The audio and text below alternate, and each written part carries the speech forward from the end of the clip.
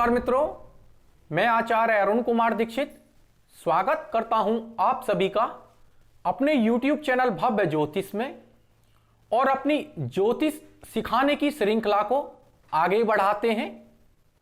इस वीडियो में हम चर्चा करेंगे की प्लैनेट्स की अर्थात मुख्य ग्रह की, और यह जो सिद्धांत है यह लघु पाराशरी से लिया गया है और फलित ज्योतिष में बहुत ही महत्वपूर्ण है। और जो साथी वास्तविक रूप से ज्योतिष सीखना चाहते हैं या ज्योतिष के जिज्ञासु हैं उनके लिए एक अच्छा नियम है। वीडियो को पूरा जरूर देखें ताकि सिद्धांत आपको समझ में आ सके और आप इसे प्रैक्टिकल रूप में यूज कर सकें। देखिएगा, हम बात कर रहे हैं मुख्य ग्रह अर्थात की प्लैनेट्स की।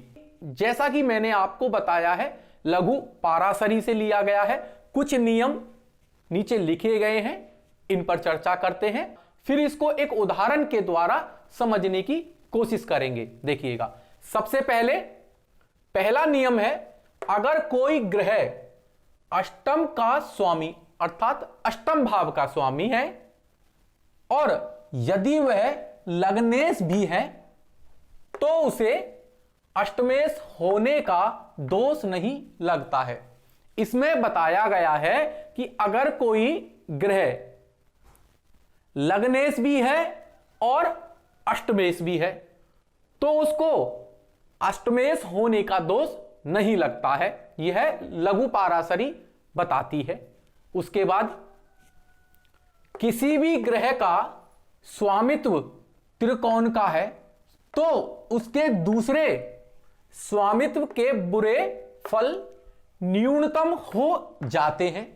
अर्थात अगर कोई ग्रह त्रिकोण का स्वामी भी है और अन्य किसी दूसरे भाव का भी स्वामी है, जैसे कि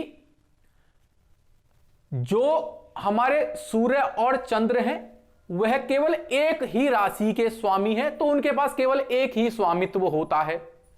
राहु तथा केतु के पास कोई स्वामित्व ही नहीं है। उसके बाद में जो हमारे अन्य 5 ग्रह बचे, मंगल, बुध, गुरु, शुक्र, शनि, इनके पास में 2 राशियों का स्वामित्व होता है। नियम कहता है अगर ग्रह के पास में एक त्रिकोण का स्वामित्व हो और दूसरा स्वामित्व अगर किसी अशुभ भाव का भी हो तो उस अशुभ भाव के उन अशुभ फलों में न्यूनता आ जाएगी। कारण क्या है कि एक स्वामित्व उसके पास में त्रिकोण का भी है। त्रिकोण के स्वामित्व की वजह से दूसरे स्वामित्व के अशुभ फल में न्यूनता आ जाएगी। यह दूसरा नियम रहा। अब तीसरे नियम की बात करते हैं। कुंडली के मिश्रित फल वाले ग्रह स्थिति अनुसार फल देते हैं।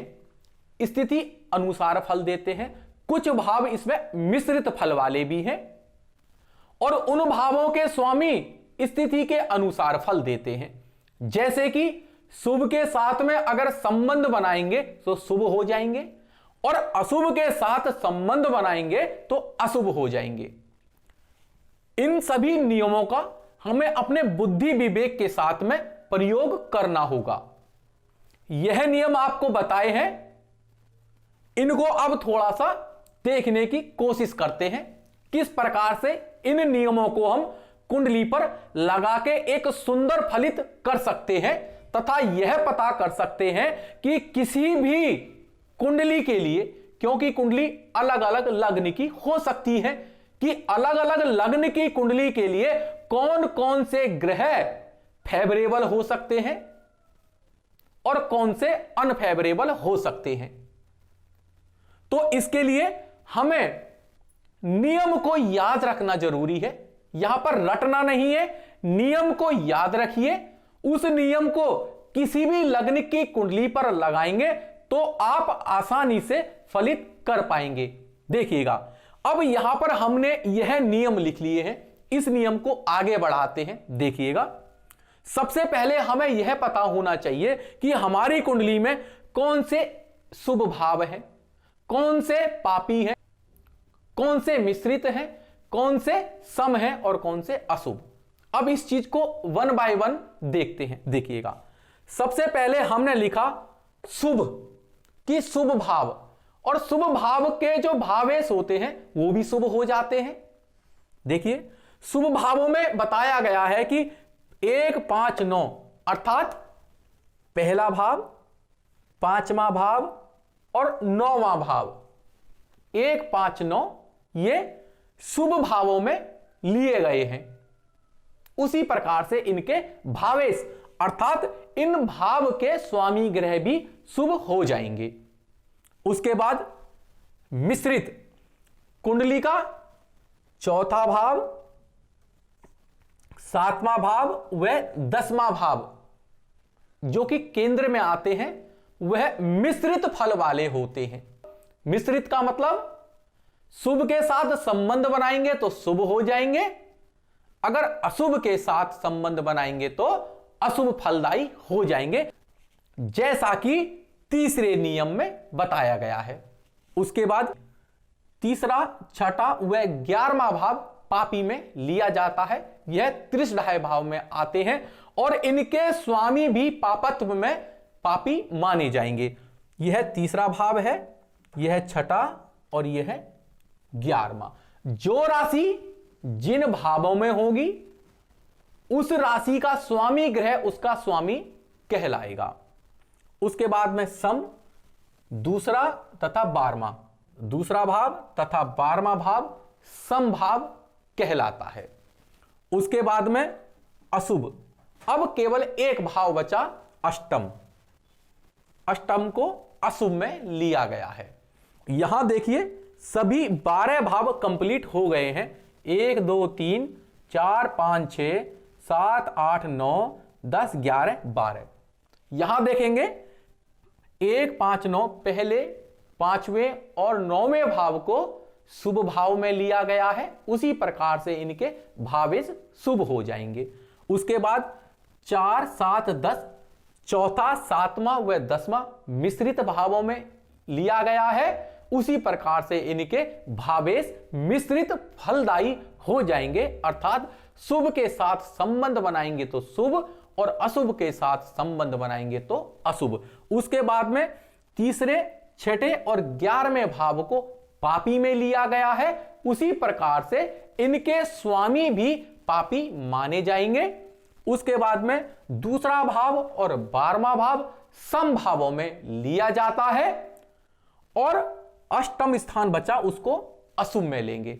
और वैसे तो 6, 8, 12 तीनों भावों को अशुभ लिया जाता है, पर यहां पर हम आपको मुख्य ग्रह निकालना बता रहे हैं। इस नियम को उस नियम से मत जोड़िए, तो आपको इसी प्रकार से इसको समझना होगा।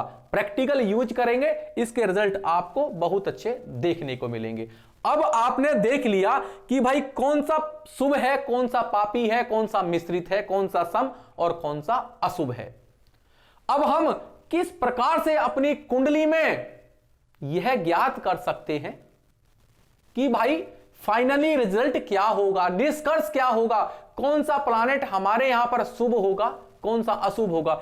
इस चीज को अब हम आगे एक उदाहरण लग्न कुंडली के द्वारा देखने की कोशिश करते हैं। अपने इस नियम को इस उदाहरण कुंडली पर देखेंगे और फाइनल निष्कर्ष पर पहुंचेंगे कि कौन सा प्लैनेट शुभ होगा और कौन सा अशुभ होगा। देखिएगा, यह हमने उदाहरण के लिए कुंभ लग्न की एक कुंडली ली है।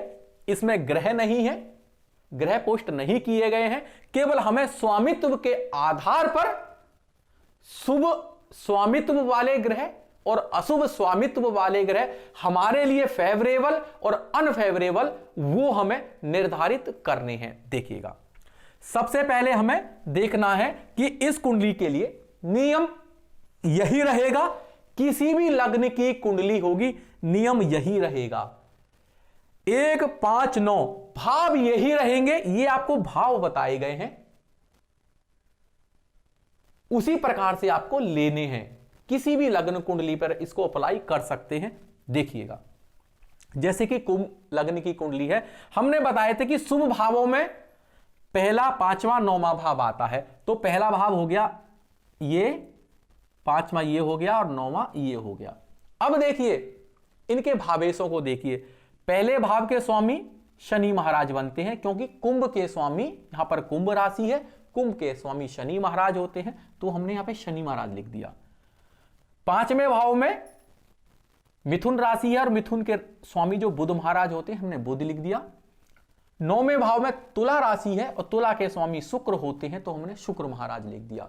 यहां पर शनि बुध शुक्र शुभ भावों के स्वामी हो गए हैं, तो हमने तीनों लिख लिए हैं। उसके बाद में मिश्रित के स्वामी देखिए, चौथा भाव, सातवां भाव व 10वां भाव मिश्रित फलदायी हैं, तो इनके स्वामी देखिए, चौथे के स्वामी बनते हैं शुक्र महाराज, क्योंकि यहां पर वृषभ राशि है, वृषभ के स्वामी जो है शुक्र महाराज बनेंगे। सातवें भाव में देखिए सिंह राशि है, सिंह के स्वामी सूर्य महाराज बनेंगे। 10वें भाव में वृश्चिक राशि है, वृश्चिक के स्वामी मंगल महाराज बनते हैं, तो हमने यहां पर शुक्र, सूर्य व मंगल लिख दिया है। उसके बाद देखिए पापी, पापी में हमने 3, 6, 11 भाव के स्वामी लिए हैं। यह होता है तीसरा भाव। तीसरे भाव में मेष राशि है, तो तीसरे भाव के स्वामी मंगल बनेंगे। छठे भाव में कर्क राशि है, कर्क राशि के स्वामी चंद्र महाराज बनेंगे। और 11वें भाव में यहां पर धनु राशि है और धनु के स्वामी गुरु महाराज बनेंगे, तो हमने मंगल, चंद्र व गुरु महाराज यहां पे लिख दिए हैं। उसके बाद देखिए सम, सम दूसरा भाव और 12वां भाव सम में आता है, यह दूसरा भाव है। दूसरे भाव में मीन राशि है, मीन राशि के स्वामी गुरु बनते हैं। 12वें भाव में मकर राशि है और मकर राशि के स्वामी शनि महाराज बनते हैं, तो गुरु महाराज व शनि महाराज हमने सम में ले लिए हैं, क्योंकि यह दूसरे और 12वें भाव के स्वामी बनते हैं। उसके बाद में केवल एक भाव बचा, अगर आप देखेंगे अष्टम, अष्टम में कन्या राशि है और कन्या राशि के स्वामी बुध महाराज बनते हैं, बुध महाराज हमने यहां पर लिख दिए हैं। यह सभी 12 भाव हमने कंप्लीट कर लिए हैं। अब हम फाइनल निष्कर्ष पे पहुंचेंगे कि इसमें कुछ काट छांट करेंगे और फाइनल एक निष्कर्ष बनाएंगे कि कौन सा भावेश का स्वामी शुभ होगा, कौन सा अशुभ होगा। इन नियमों को यहां पर लागू करेंगे, देखिएगा किस प्रकार से। सबसे पहले आप शनि महाराज को देखिए, शनि महाराज यहां पर शुभ भाव के स्वामी भी हैं और दूसरा स्वामित्व शनि महाराज के पास में यहां पर सम का भी है, तो सम का स्वामित्व भी है और शुभ का स्वामित्व भी है, क्योंकि ये पहले भाव के स्वामी भी हैं। इसी वजह से हम इसको सम में से काट देंगे और इनको शुभ स्वामित्व प्रदान करेंगे, क्योंकि ये त्रिकोण लग्न के स्वामी भी शनि महाराज बनते हैं, तो 1, 5, 9 के स्वामी शुभ हो जाएंगे और दूसरा स्वामित्व को काट दिया जाएगा। शनि महाराज यहां पर शुभ भावेश माने जाएंगे।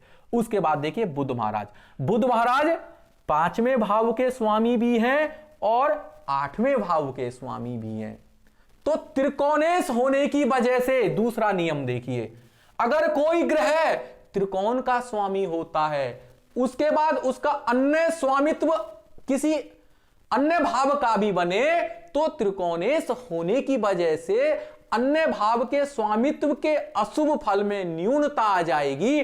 तो यहां पर बुध महाराज अष्टमेश भी हैं, तो अष्टमेश के फल में, अशुभ फल में, अष्टमेश के अशुभ फल में न्यूनता आ जाएगी। न्यूनता क्यों? क्योंकि बुध महाराज यहां पर त्रिकोण के स्वामी भी बन चुके हैं। दूसरा नियम हमारा लागू होगा। ऐसा नहीं है कि अष्टम के अशुभ फल खत्म हो जाएंगे, नहीं, उस अशुभ फल में कुछ कमी आ जाएगी, कारण ग्रह यहां पर त्रिकोण का स्वामी भी बन गया है। तो बुध महाराज को यहां से काटकर शुभ ग्रह के रूप में लिख लिया जाएगा। हालांकि अगर किसी ग्रह के पास में 2 स्वामित्व हैं, फल दोनों के मिलते हैं, परंतु यह देखिएगा कि इस नियम को जब हम लागू करते हैं, उसमें देखा कि एक स्वामित्व त्रिकोण का है, इसकी वजह से जो अशुभ स्वामित्व अन्य है, उसके अशुभ फलों में कुछ कमी आ जाएगी, पूरा अशुभ फल खत्म नहीं होगा। न्यूनता बात, इसलिए न्यून शब्द का प्रयोग किया गया है। उसके बाद देखिए शुक्र महाराज, देखिए शुक्र महाराज यहां पर 9वें भाव के स्वामी भी हैं तथा 4थे भाव के स्वामी भी हैं। जो 9वां भाव है शुभ में है और 4था भाव मिश्रित में है। अब मिश्रित के लिए बताया गया था कि मिश्रित भाव वाले जो ग्रह हैं जैसे स्वामित्व के साथ में संबंध बनाएंगे वैसा ही फल देंगे। यहां पर शुक्र महाराज जो है उनके पास त्रिकोण का स्वामित्व भी है और केंद्र का स्वामित्व भी है। वह शुभ स्वामित्व भी रखते हैं और मिश्रित भी रखते हैं, इसलिए वह शुभ हो जाएंगे। मिश्रित वाले को यहां से काट दिया जाएगा।